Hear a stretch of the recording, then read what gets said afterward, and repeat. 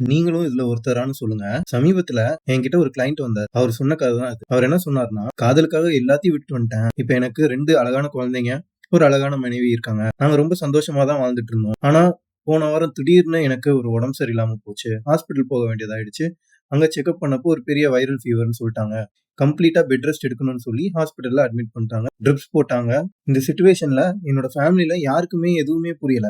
ஏன்னா வீட்ல நான் ஒருத்தன் தான் சம்பாதிக்கிறேன். என்னைய விட்டா நான் சம்பாதிச்ச காசு கூட எடுத்துட்டு எப்படி என்னோட ஹாஸ்பிட்டல் ஃபீஸ கட்டணும்னு கூட என் மனைவிக்கு தெரியாது. உதவி பண்ண கூட எந்த ரிலேட்டிவ்ஸும் இல்ல. ஏன்னா நாங்க காதல் கல்யாணம் பண்ணிட்டோம். அந்த ஹாஸ்பிட்டல் பெட்ல படுத்துட்டு இருக்கும்போது தான் எனக்கு இது புரிஞ்சுது. ஒருவேளை நான் இல்லன்னா என் ஃபேமிலிக்கு என்ன ஆகும்? அவங்கள யாரு பார்த்துப்பா? என் குழந்தைங்கள யாரு படிக்க வைப்பா? என் மனைவியோட எதிர்காலம் என்ன ஆகும்? இதெல்லாம் யோசிச்சாலே தலை சுத்திடுச்சு எனக்கு. இந்த மாதிரி ஒரு சிச்சுவேஷன் என் குடும்பத்துக்கு திருப்பி வரவே கூடாதுன்னு நினைச்சேன். அதனால தான் உங்ககிட்ட வந்தேன்னு சொன்னேன். இவரை விடுங்க. இவரை மாதிரி நீங்க எத்தனை பேரு அவங்க அப்பா அம்மாவை பாத்துக்கிட்டோ, இல்ல தனியா அவங்களோட பசங்களை பாத்துக்கிட்டோ, இல்ல உறவினர்களோட ஹெல்ப் எதுவுமே இல்லாம கஷ்டப்பட்டு தனியா வாழ்ந்துட்டு இருக்கிறதோ, இந்த மாதிரி குடும்பங்கள் எத்தனை பேர் இருப்பீங்க? சோ இவங்களுக்குலாம் ஈஸியா ஒரே ஒரு சொல்யூஷன் இருக்கு. அதுதான் டேர்ம் இன்சூரன்ஸ். நீங்க ரொம்ப கம்மியான பிரீமியம் அமௌண்ட்டே பே பண்ணிட்டு வந்தா போதும். எதிர்பாராத விதமா உங்களுக்கு ஏதோ ஒண்ணு ஆயிடுச்சுன்னா கூட நீங்க இருந்தா உங்க ஃபேமிலிக்கு என்ன தொகை கொடுத்திருக்க முடியுமோ அதற்கும் மேல ஒரு பெரிய பினான்சியல் செக்யூரிட்டியா உங்களால உங்க ஃபேமிலிக்கு கொடுக்க முடியும். இதுதான் டேர்ம் இன்சூரன்ஸ். இதை பத்தின முழு விவரம் வேணும்னா கீழே கமெண்ட் பண்ணுங்க.